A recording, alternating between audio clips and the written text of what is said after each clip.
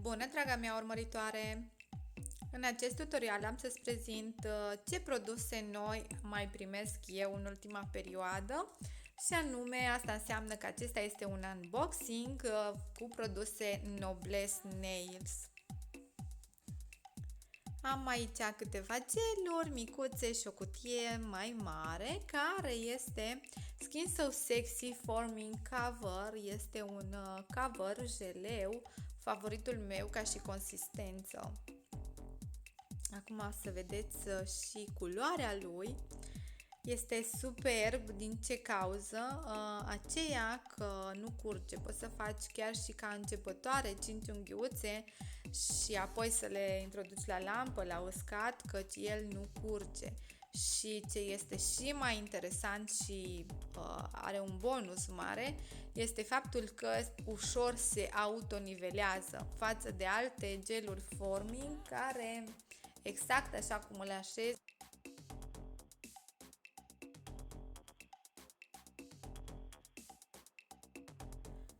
după cum observați, eu sunt ușor economă, să zic așa, și mi-ar plăcea să fie toată lumea la fel ca mine și atunci când cineva mă observă să nu zică, ce zgârcită ești. Nu sunt zgârcită, îmi place să fiu economă și acel produs care rămâne pe capacul din folie argintie să îl curăț și să îl las în borcanel ca să fie folosit pe una sau chiar două unghiuțe.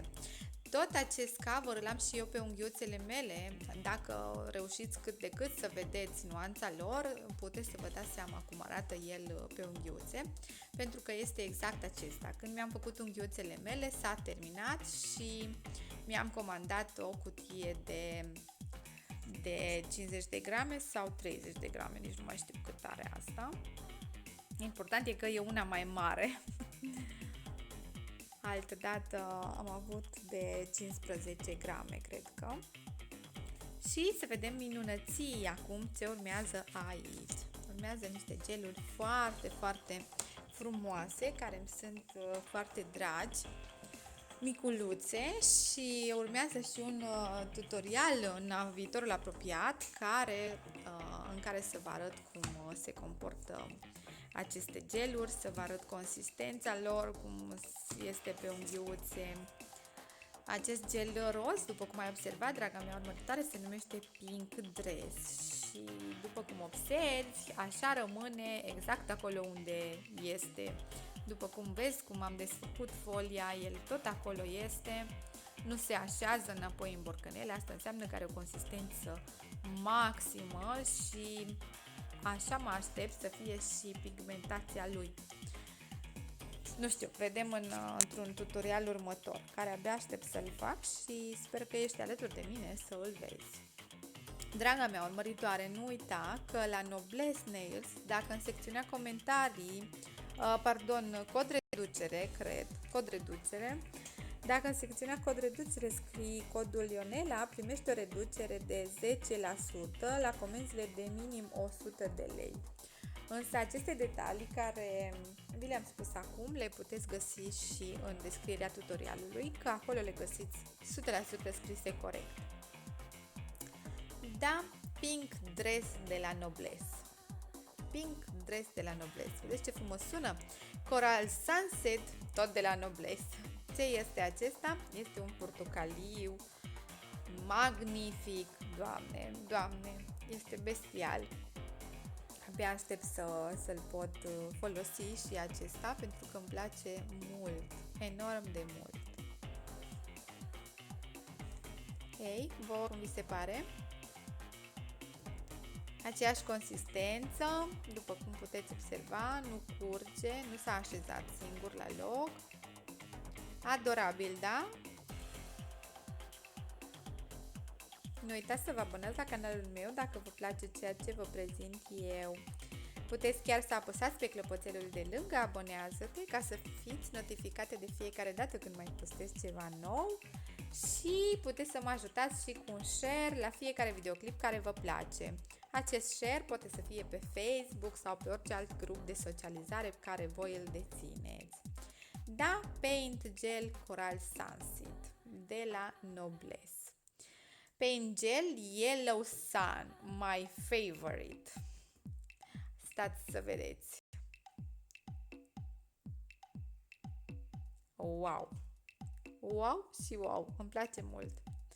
Asta îmi place cel mai mult și o să vă spun care îmi place, să zic așa, numărul 2, care este pe locul 2 în favoritele mele dintre aceste geluri Paint. Nu curge deloc, de asta am ținut cutiuța puțin întoarsă, deci nu se autonivelează, nu curge. Asta înseamnă că orice începătoare poate să lucreze cu el. Ce ziceți? Mi-ar sta bine la mânuțele mele? Așa puțin bronzată, cum sunt, unghii lungi, subțiri, slim chiar. De ce nu, așa-i? Yellow Sun de la Noblesse. Da, draga mea urmăritoare, nu uita că dacă îți faci o comandă de minim 100 de lei pe site-ul Noblesse, dacă în secțiunea cod reducere voucher scrii codul Ionela, primești o reducere de 10%. Yellow Sun, my favorite. Se amestecase puțin Coral Sunset de pe spatulă și am încercat să-l elimin, să nu rămână în cutiuță, ca să nu fie pătată nuanța. Am terminat cu Yellow Sun și urmează altă nuanță. Aceasta care urmează este Light Blue și este cea care am spus că este numărul 2 în favoritele mele. Și pam pam! Voi știți că mie nu-mi place albastrul, dar cred că dacă mai primesc multe geluri albastre, care pur și simplu când le văd pe site zic hai să fie pentru clientele mele dragi și când le aleg sunt demențiale când ajung la mine. Este exact ca și cerul atunci când este senin. Light Blue.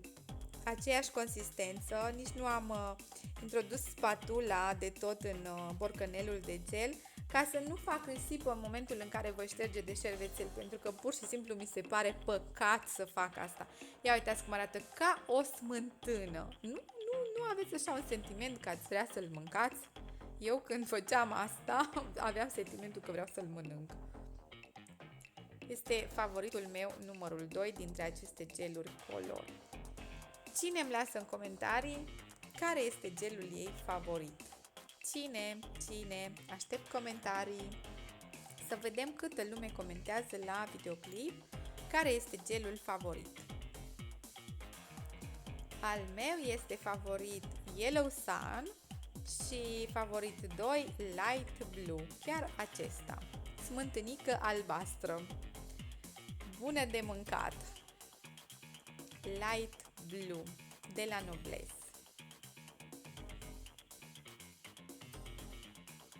Iar acum urmează Lime Green, este un verde superb și acesta, abia aștept să-l vedeți. Și ia uitați, ca o frunză pui atunci când începe să crească, să înmucurească, da? Cui îi place acest verde? Lime Green.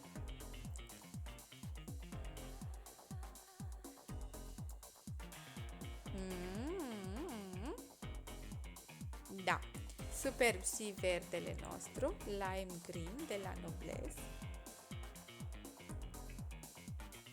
Ca de obicei, nu risipei. Și ia uite consistența. Super! Fii alături de mine, draga mea urmăritoare, pentru că în curând planific să îți și arăt în practică cum se comportă aceste geluri Paint Gel de la Noblesse. Și nu uita, draga mea urmăritoare, că dacă îți faci comandă de minim 100 de lei pe site-ul Noblesse Nails, iar în secțiunea cod reducere sau voucher scrii codul Ionela, primește o reducere de 10%. Iar pentru că mă apropiu de final, îmi repet ideea mea, aceea de a te abona la canalul meu dacă îți place tot ce postez eu și ești interesată de alte tutoriale despre unghiuțe pe viitor. Poți să apeși și clopoțelul de lângă, abonează-te pentru a fi notificată de fiecare dată când mai postez ceva nou și, de asemenea, poți să mă ajuți cu like și share pe site-urile tale de socializare.